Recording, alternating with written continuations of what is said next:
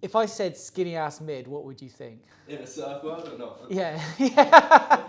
In the context of a surfboard, skinny ass mid, what would you think? Skinny mid-length. Skinny mid length. So today, going to be talking about a genre of surfboard that probably isn't a category, but it's definitely a niche within mid lengths. As the name suggests, skinny ass mid refers to mid lengths that are long and skinny. So why are we doing a video on this particular type of mid-length? The reason being is that skinny ass mids offer a level of versatility and experience within surfing that is quite unique and actually really, really of value to a broad range of surfers looking for something a bit different, or looking for a one-board quiver, or looking for a comfort board to get back on, all different things. The skinny ass mid is an incredibly versatile, like I said, niche within surfboards, but it's one that doesn't really exist. And I say the reason why it doesn't exist is because there's very few models that you'd actually look at and go, there is a skinny ass mid straight off the shelf. From a personal point of view, the first skinny ass mid, even though it was a really voluminous board I surfed, was the Jeff McCallum Teg. And I surfed that at the beginning of this year in 7.2 and 20.5 inches. And right there you have the aspect ratio that is the cornerstone of a skinny ass mid, as in it's long, so let's say 7.2, and narrow, 20.5 inches. I think for most mid lengths, by the time you get to sort of around 6'8", 6'9" to 7 foot, most mid lengths are around the 21 inch mark already. And there's very few that keep that narrowness or stay under 21 inches as they move 7 foot plus. This year, after my experience with the Teg, it really sowed some seeds in the idea, and hopefully this video will sow some seeds for you. And during the course of the year, I went on a bit of a mission surfing surfboards that kind of fell within that category and being blown away by, like I said, the surfing experience that they facilitated. I have a few here that I have surfed this year. As mentioned, started the year surfing the 7.2 Teg. I also surfed this one, which is the 7.2 version of the Love Machine FM. Really popular selling. Most people sort of lean towards the 6.9, which is perhaps a bit more kind of classically egg or speed egg shaped. And the weird thing about the 7.2 is that the 6.9 is 21 inches, the 7.2 is 20.75 inches, and then the 7.4 is 22 inches. So you can see how the boards get progressively wider. Apart from the 7.2, it sits as a sort of standalone board within the FM range, which prioritizes this really long silhouette and a really narrow width. So I surfed the Teg, I surfed the Love Machine FM, I surfed the Evening Star, which even though it's just over 21 inches wide, is 7'7". So again, really stretched out, really narrow board. And I've also got one here that we don't make, but is my current go-to. And that is a Morris Cole VCon 3 at 7'3" and 20.5 inches. So again, you can really see I've dialed in. So what is it about this shape that I've really latched onto and I'm really enjoying, and why you might really like it? First things first, when you've got a long, narrow shape, you've got a huge amount of parallelity. And I've talked about parallelity in the Teg review. And what parallelity does is it gives you very little drag along the main length of the board. Little drag means great paddle speed, it means great down the line trim, and that's the thing that these skinny ass mids are really prioritizing. They're not going longboard, because that's effectively what longboards are also offering, is really huge length of parallelity. They're offering that parallelity in a much more compact package. The reason why, my footboard there is 7'3", which might seem like a random length. 7'3" is the highest I can get stacked up in my shed, basically. So that was the limiting factor. I literally worked from there, like what's the longest I can go and how narrow to kind of take it. So it's that paddle power and the ease with which these long, elongated surfboards catch waves. That wave catching ability gives you so much in so many different opportunities. It could be when it's really small and weak. Boom, bit of paddling, you get that trim going and you start gliding along with small waves. It could be that the waves are really big and you don't want to be having to take off really late. You want to get in early, pick your line and not feel too stressed out. It might be rippy and lots of water moving around. Amazing paddle power gets you through and around. So something about that kind of really long parallel size makes a lot of things much, much easier. As with all surfboards, there is a compromise, and one of the things with that elongated sort of parallelity is it means that the board doesn't turn quite as naturally when you're moving from rail to rail. And that's because that parallelity kind of just wants to go in a straight line. And we'll get to it, but one of the key components of these skinny ass mids is surfing it off the back as opposed to making turns and maneuvers kind of surfing sort of neutrally. Another key component, when you've got a board that's much narrower, it tends to be much more stable, especially at speed basically. And so what these skinny ass mids really are good at is getting into bigger, faster moving waves easily. And then when you're taking off on them, staying really nicely stable. We all like mid-lengths, we've all been through sort of bigger, wider mid-lengths. And one of the things I've quite often found is that on boards at like 7 foot, 6'8", 6'9", 21 inches or above, when you get into bigger, faster waves, that width can start to feel very cumbersome, very tracky, very heavy and hard to maneuver. I think Joan can probably back that up in terms of surfing the 6'9" FM in overhead surf and just how difficult it is to turn. And part of that challenge is, one, it feels kind of skatey. Two, it's harder to get the rail in and really push off with confidence. So what you end up doing is kind of tracking along in a line. And again, that width, it feels harder to actually get the board going from rail to rail and really engaging it. Not sure why, I'm sure with rail design you can adjust that out, but generally the experience of wider, bigger boards is just how difficult they are and how little stability you feel kind of on bigger surf when you're trying to push hard. Not so with the skinny ass mid. Like I said, this one is 20 3/4, which is about as wide as you want to go in a skinny ass mid for a board that's 7'2", 7'3". Like I said, I went for 7'3", 20 and a half, and I find that 20 and a half point really comfortable in terms of going rail for rail. Even when the surf's pumping and you're really pushing hard off the bottom turn, that sense of being able to just lean on rail and get it going is much, much, much, much easier. You feel far more confident pushing on rail. So they give you that great paddle strength, small or big waves, and great stability, especially in the bigger surf. So what are the other design features that I look for when picking or trying out surfboards that potentially could fall into the category? And I should probably add, like I said, pretty much all of these boards are boards that I've gone and got custom shapes because they weren't being offered sort of in a long elongated dimension. Or like I said, something like the 72 FM is an anomaly within their range. So there's very few actual sort of surfboard models out there that would naturally fall within the skinny ass mid sort of like range. Interestingly, one of the most famous mid lengths would be something like the Fiji from Simon Jones, which Torren Martin made sort of famous. And how tall is Torren Martin? It's got to be 6. 2, 6'3"? And his Fiji, I think, was 7'8" and just over 21 inches wide. You can see how comfortable as a twin fin, albeit with channels. He surfs that in really, really big surf. What are the design features? We've gone through the silhouette. Next would be the rocker. So the rocker tends to have some, but not too much basically. Out of the boards that I surf, I think the Teg probably has the most rocker.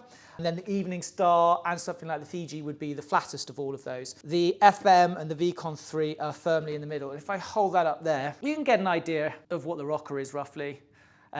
That's by no means an extreme rocker, but I wouldn't say it was flat either. A key component of that is you don't want too much rocker because the more rocker you add, the more bow wave pressure you add to the front of the board when paddling.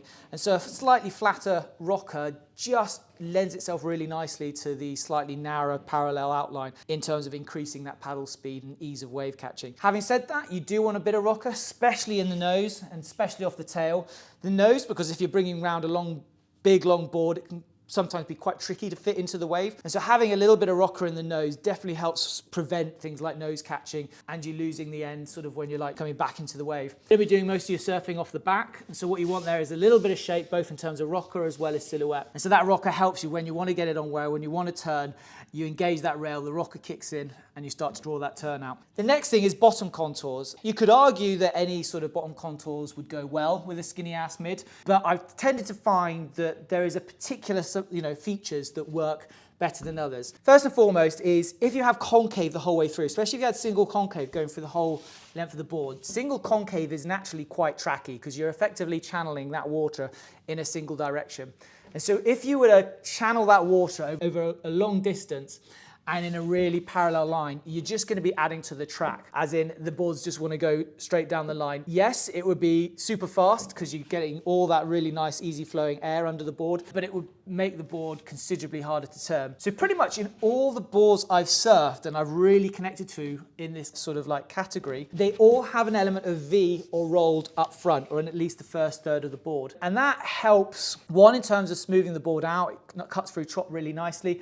But it also helps the water not really start to kind of get into the bottom contours and channel until you get around the halfway. So in terms of actual like water and air moving under the board, which is where the track and the lift kind of comes from, you're focusing it into the back half of the board, not the front, which actually leaves the front half of the board much looser and easy to maneuver. It also, I find V far more forgiving, again, when you're coming in on a later takeoff or you're pulling the board back down into a kind of steeper pocket. As the nose comes in, I find V so much more forgiving in terms of just pushing the nose up and preventing it from bogging. Generally, they all have relatively shallowed or kind of not particularly dramatic contours through this midsection.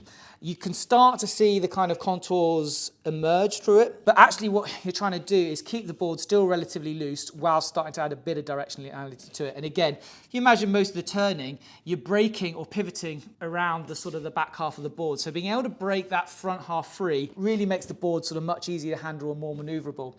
So whether it's a double concave or a single concave, or if it's relatively flat, it's keeping these relatively subtle in terms of how deep they are. And then the shape really starts to come through the back. And again, my VCon 3 is single concave with a little bit of flick out of V. At the tail, the FM is V double concave with V spiral out the back. Very similar with the Love Machine, and likewise the TEG goes from a really subtle single concave to V out the tail. But again, it's in this back half where the concaves really start to play. And that's where you're going to be doing all your turning and all your drive when surfing the board. So we've done the silhouette, we've done bottom contours, and we've done the rocker foil.